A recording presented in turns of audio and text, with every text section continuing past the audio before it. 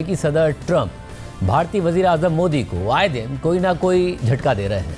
वो एक ही साथ नरेंद्र मोदी को दोस्त भी कहते हैं और उनकी हुकूमत की मुश्किलात भी बढ़ा देते हैं। लिहाजा वजीर आजम मोदी को समझ नहीं आ रहा है कि वो ट्रंप के साथ आखिर कैसे डील करें, क्योंकि सदर ट्रंप एक दिन एक बात करते हैं, अगले दिन कुछ और कह देते हैं। जुमे को भारत से राहें जुदा होने का गैर मामूली बयान देने के बाद हफ्ते को सदर ट्रंप ने भारत से ताल्लुकात को बहुत ख़ास करार देते हुए कह दिया कि मैं नरेंद्र मोदी के साथ हमेशा दोस्त रहूँगा। वो एक ग्रेट प्राइम मिनिस्टर हैं, भारत और अमेरिका के ख़ास ताल्लुकात हैं, परेशानी की कोई ज़रूरत नहीं है। जब ट्रंप से भारत को खो देने वाली उन्हीं की पोस्ट के बारे में पूछा गया तो उन्होंने जवाब दिया कि मुझे नहीं लगता कि हमने खो दिया है। सदर ट्रंप के मनफी बयानात पर खामोश रहने वाले भारतीय वज़ीर आज़म मोदी ने इस बयान पर मस्बत अंदाज में रद्द-ए-अमल दिया। उन्होंने एक्स पर पोस्ट करते हुए लिखा कि मैं सदर ट्रंप के जज्बात और हमारे ताल्लुकात के हवाले से मस्बत असेसमेंट की दिल से कदर करता हूँ और उसे पूरी तरह सराहता हूँ।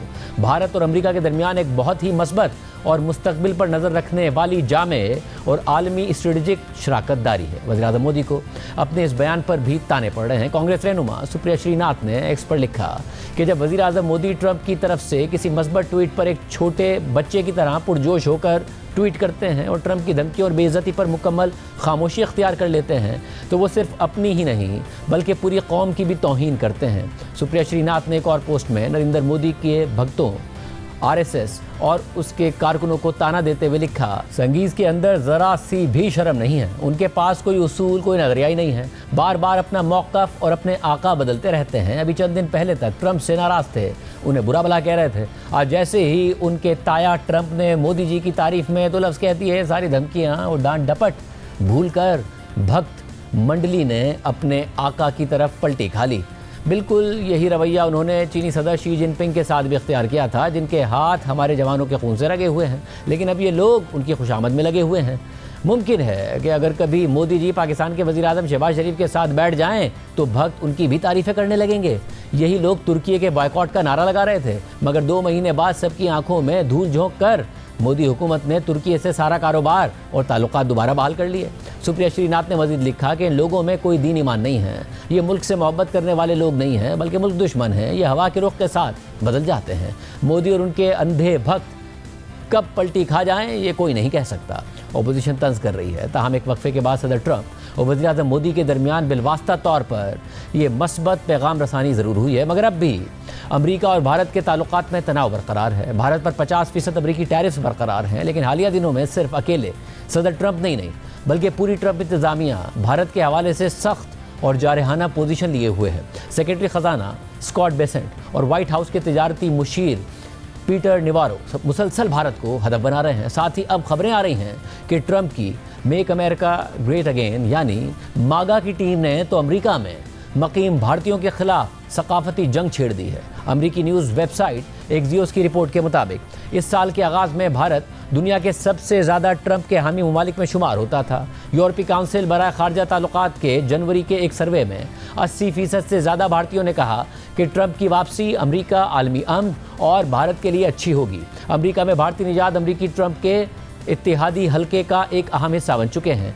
जो वोट का एक बढ़ता हुआ हिस्सा भी हैं और हुकूमत के कई आला ओहदों पर भी फाइज हैं। उनमें FBI director cash Patel, assistant attorney general Harmeet Dhillon और NIH के डायरेक्टर जे भाटियाचार्य शामिल हैं, जबकि नायब सदर JD वेंस की अहलिया उषा वेंस अमेरिका की पहली भारतीय निजात सेकेंड लेडी हैं। मगर अमेरिका और भारत के दरमियान मुल्क के अंदर और बाहर मौजूद खैर सगाली का यह ज़ख़ीरा अब ख़तरे में है, क्योंकि मागा की सकाफती जंग भारत को तनहा करने पर तुली हुई है। एक्सियोस के मुताबिक मागा सदर ट्रंप की भारत के साथ तिजारती जंग को भारतीय इमिग्रेशन, नस्ल वसूख और सकाफत के खिलाफ एक वसी मुहिम चलाने के जरिए के तौर पर इस्तेमाल कर रहा है। रूसी तेल की खरीदारी के मामले पर भारत पर लगाए गए टैरिफ्स के बाद अमेरिका और भारत में कशीदगी है और ये बढ़ती हुई कशीदगी अमेरिका की उस सालों पुरानी हिकमत अमली को नुकसान पहुंचा सकती है जिसके तहत भारत चीन के काउंटर वेट के तौर पर काम कर सकता था। ये एक ऐसी हिकमत अमली थी जिसे खुद ट्रंप ने भी अपनी पहली मुद्दत सदारत में आगे बढ़ाया था। एक्सियोस की रिपोर्ट के मुताबिक ऐसे वक्त में कि जब भारत और अमेरिका के ताल्लुकात शदीद कशीदगी का शिकार हैं तो रवां हफ्ते वज़ीर आज़म मोदी ने 7 साल के बाद चीन का पहला दौरा किया और वहाँ रूसी सदर पुतिन और चीनी सदर शी जिनपिंग के साथ हाथ मिला लिया।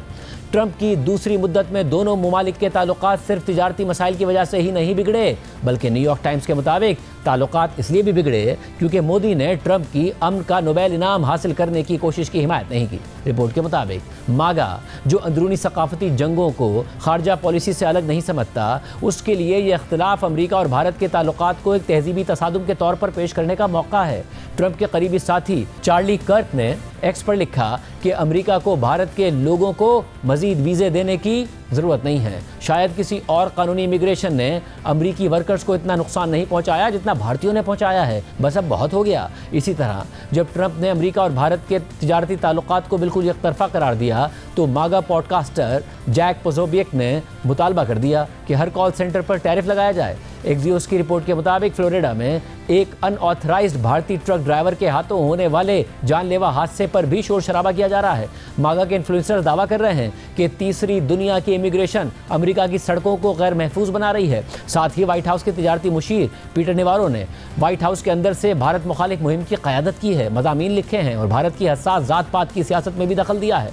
पीटर नेवारो ने फॉक्स न्यूज़ पर एक धमाकाखेज इंटरव्यू में कहा कि मैं चाहता हूं कि भारतीय समझें कि असल में हो क्या रहा है। भारतीय अवाम की कीमत पर बराहमन रूसी तेल खरीद रहे हैं और मुनाफा कमा रहे हैं। इसी तरह सेक्रेटरी स्कॉट बेसेंट ने पिछले हफ्ते फॉक्स न्यूज़ पर मज़ाहिया अंदाज में ये कहकर भारतीय कौम परस्तों को गुस्सा दिला दिया कि बहुत सी ऐसी चीज़ें हैं जिनकी मुझे फ़िक्र है, लेकिन भारतीय रुपया आलमी रिजर्व करेंसी बन जाए ये उन चीज़ों में शामिल नहीं है जिनकी मुझे फ़िक्र है। एक्सियोस की रिपोर्ट के मुताबिक ट्रंप की दूसरी मुद्दत के आगाज़ में मागा का पहला बड़ा इख्तिलाफ H-1B वीज़ा पर हुआ था, जो इंतहाई हुनरमंद वर्कर्स के लिए है और उसमें भारतीय वर्कर्स का ज़्यादा गलबा था। अमेरिका फर्स्ट के कौम परस्तों का ट्रंप के सिलिकॉन वैली के नए इत्तेहादियों से तसादुम हुआ, जिनमें एलन मस्क भी शामिल थे और हल्फ बर्दारी से पहले की बहस ही नस्ली तासुब में बदल गई।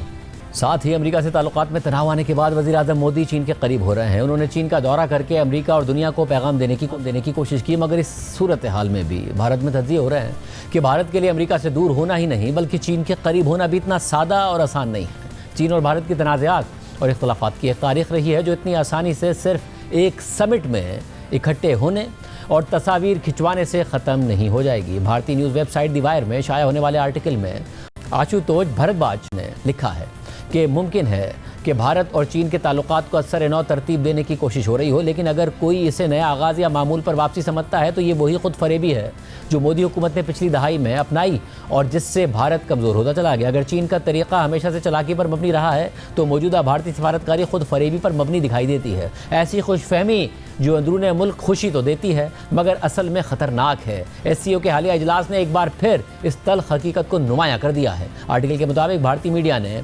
भारत, चीन और रूस के ट्रॉइका की तस्वीरें बढ़ा चढ़ाकर पेश की, जैसे ये तीनों अमेरिका के मुकाबिल इकट्ठे खड़े हैं और जिस चीज़ को नज़रअंदाज कर दिया गया वो ये था कि ऐसे इकट्ठे होना हकीकी मोहब्बत नहीं बल्कि जियोपॉलिटिकल मजबूरी का नतीजा था और एक ऐसा बनावटी स्क्रिप्ट था जो ज़्यादा देर तक कायम नहीं रह सकता। भारत और चीन के अख्तिलाफ़ात हंसी और मुसाफा करने से ख़त्म नहीं हो सकते। आर्टिकल के मुताबिक भारत और चीन के दरमियान सरहदी तनाज़ा 2020 की गर्मियों से अब तक हल नहीं हुआ और भारत मुसलसल एक नुकसानदेह पोजीशन पर है। चीन हर 5 साल में भारत की पूरी नेवी के बराबर अपनी नेवी सलाहियत बढ़ा रहा है। भारत की मशरकी और मगरबी सरहदों पर प्रॉक्सी वॉर छेड़ने की चीन की ताकत पहले से ज़्यादा है। SCO में जो लोग भारत की मौजूदगी पर खुश हैं वो भूल जाते हैं कि चीन हमेशा पाकिस्तान की पुष्ट पर खड़ा रहा है, जैसा कि ऑपरेशन दौरान भी नजर आया। साथ ही चीन, रूस और भारत के ट्रॉइका को अमेरिका के खिलाफ इत्तेहाद की बहाली समझना भी एक बेवकूफ़ी होगी। हकीकत यह है कि ये तीनों मुमालिक ही अमेरिका से ज़्यादा फ़ायदा लेने के लिए खामोशी से मुज़ाकरात कर रहे हैं। अमेरिकी टैरिफ से भारत को सबसे ज़्यादा नुकसान हुआ है, लेकिन फिर भी भारत फाइनेंसेस और सिक्योरिटी के लिए अमेरिका पर इन तीनों मुमालिक में सबसे ज़्यादा इंहिसार करता है, इसलिए भारत ही सबसे कमज़ोर सौदेबाजी की पोजीशन में है। आर्टिकल के मुताबिक चीनी सदर शी जिनपिंग जब नए वर्ल्ड ऑर्डर की बात करते हैं तो ये आलमी यकजहती से ज़्यादा चीनी बालादस्ती का नया नाम है जिसे भारत किसी सूरत कबूल नहीं कर सकता।